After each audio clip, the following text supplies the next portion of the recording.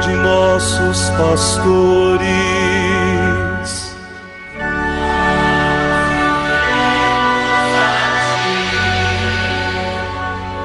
Professando todos uma só fé,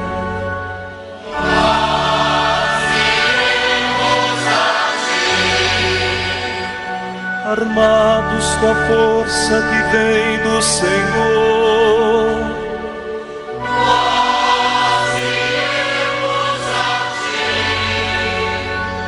sob impulso do Espírito. E nesta sexta-feira, meu irmão, minha irmã, da 27ª semana do Tempo Comum, a igreja nos dirige uma palavra da sua tradição, uma palavra que é catequese e exortação para nós no dia de hoje.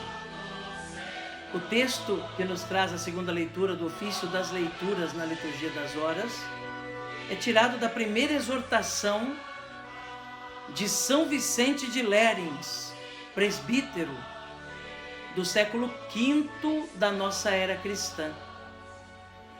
O título que nos é apresentado para esse trecho é o seguinte: o desenvolvimento do dogma na religião cristã.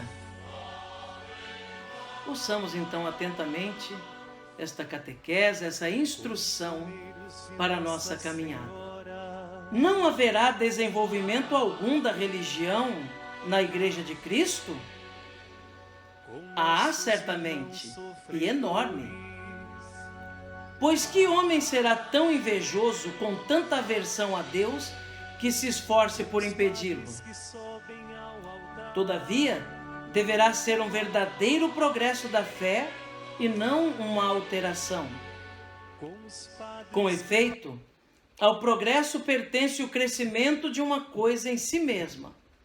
A alteração, ao contrário, a mudança de uma coisa em outra. É, portanto, necessário que, pelo passar das idades e dos séculos, cresçam e progridam tanto em cada um como em todos, no indivíduo como na igreja inteira, a compreensão, a ciência, a sabedoria. Porém, apenas no próprio gênero, a saber, no mesmo dogma, o mesmo sentido e a mesma significação. Imite a religião das almas o desenvolvimento dos corpos. No decorrer dos anos, vão se estendendo e desenvolvendo suas partes, e, no entanto, permanecem o que eram. A grande diferença entre a flor da juventude e a madureza da velhice, mas se tornam velhos aqueles mesmos que foram adolescentes. E por mais que um homem mude de estado e de aspecto, continuará a ter a mesma natureza, a ser a mesma pessoa. Membros pequeninos na criancinha, grandes nos jovens, são, contudo, os mesmos. Os meninos têm o mesmo número de membros que os adultos. E se no tempo da idade mais adiantada neles se manifestam outros, já aí se encontram em embrião. Desse modo, nada de novo existe nos velhos que não esteja latente nas crianças. Por conseguinte, esta regra de desenvolvimento é legítima e correta.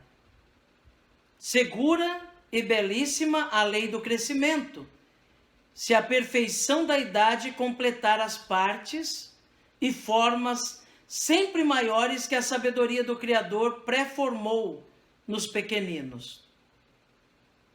Mas se um homem se mudar em outra figura, estranha ao seu gênero, ou se acrescentar ou diminuir ao número dos membros, sem dúvida alguma todo o corpo morrerá, ou se tornará um monstro, ou no mínimo se enfraquecerá.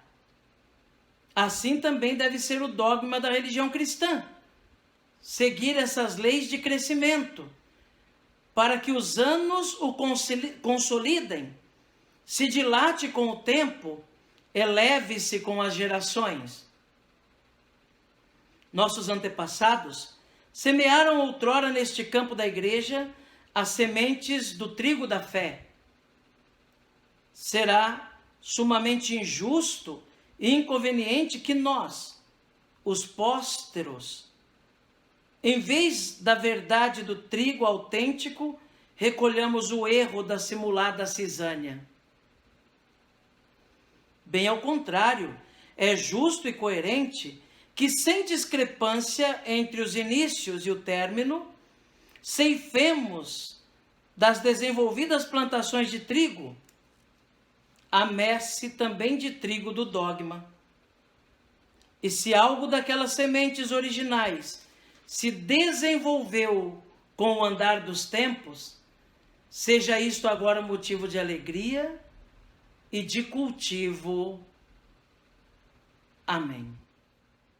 Meu irmão, minha irmã, nesse texto que nós ouvimos do século V, da primeira exortação de São Vicente de Lerins, ou de Lerins,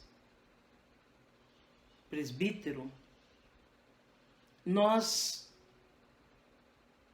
percebemos uma coisa muito interessante. Como havia uma preocupação lá no início do cristianismo de que as pessoas não se deixassem levar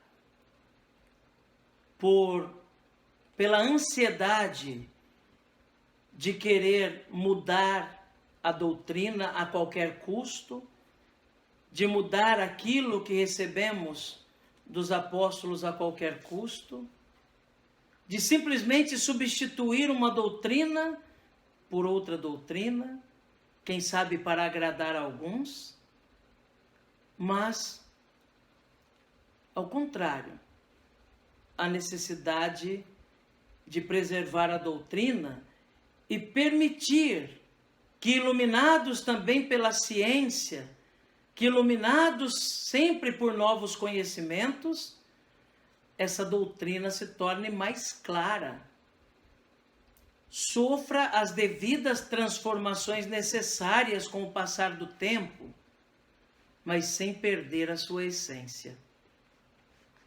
Vejam só, hoje nós vivemos num tempo em que muitas pessoas, e muitos católicos sobretudo,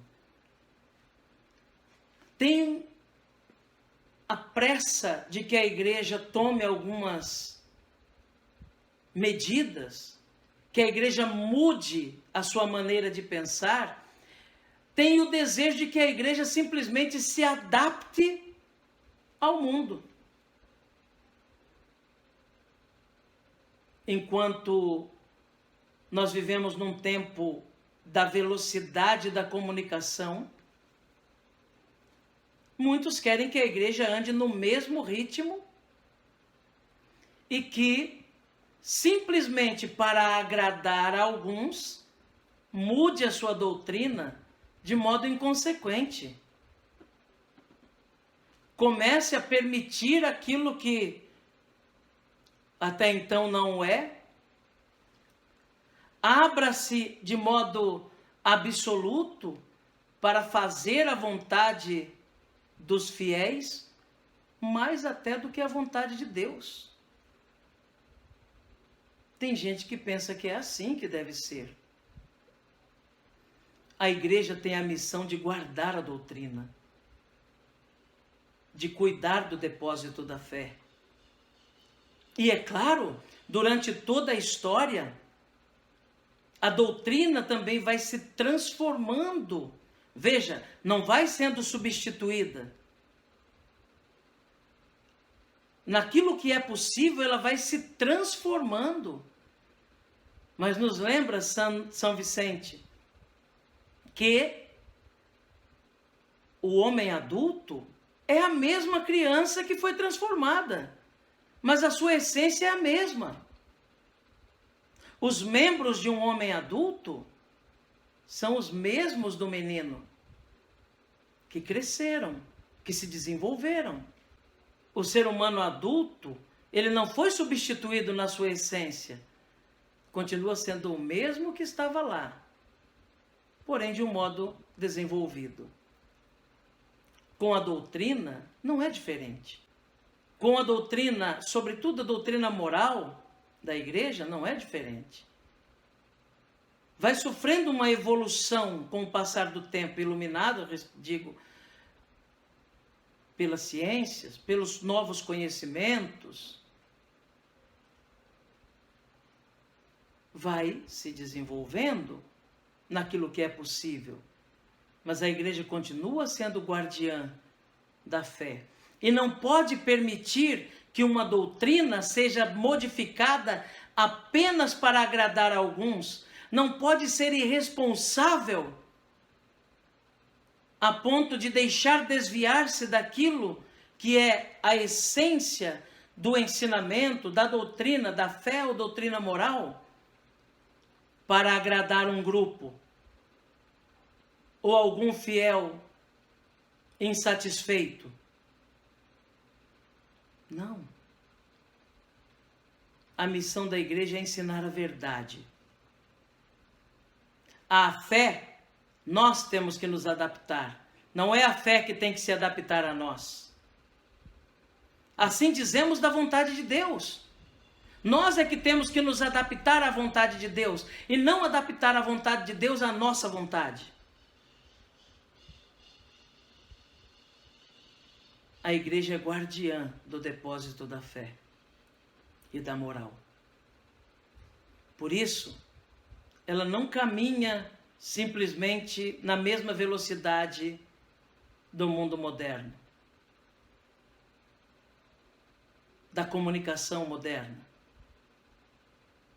mas caminha conforme o Espírito Santo permite e vai caminhando conforme as luzes que recebe, primeiro de Deus, depois das ciências, dos conhecimentos do tempo. Meu irmão, minha irmã, nesta sexta-feira, quero convidar você para que, mais uma vez comigo, se coloque diante de Nossa Senhora, da mãezinha querida, aquela que é nossa professora, que é nossa pedagoga, que é nossa mestra, que é a rainha do céu e da terra, porque é mãe do Rei eterno e todo-poderoso, nosso Senhor Jesus Cristo. Ela que agradou a Deus em tudo e nos ensina com o seu jeito também a agradá-lo. Confiemos em suas mãos nossas preces, pedidos e agradecimentos. Ave Maria, cheia de graça, o Senhor é convosco. Bendita sois vós entre as mulheres. Bendito é o fruto do vosso ventre, Jesus. Santa Maria, Mãe de Deus, rogai por nós, pecadores, agora e na hora de nossa morte. Amém. Rogai por nós, Santa Mãe de Deus, para que sejamos dignos das promessas de Cristo. Amém. A você, meu irmão, minha irmã, desejo que tenha uma sexta-feira abençoada. Que neste dia você faça uma verdadeira experiência de Deus. E mesmo que você tenha que atravessar situações difíceis, enfrentar situações difíceis, que tudo isso seja realizado na presença de Deus e sentindo a força que Deus não cessa de nos oferecer para superarmos as barreiras, as dificuldades da vida. Que Jesus abençoe você, meu irmão. Que Jesus abençoe você, minha irmã. Abençoe-vos o Deus Todo-Poderoso, Pai, Filho e Espírito Santo. Amém.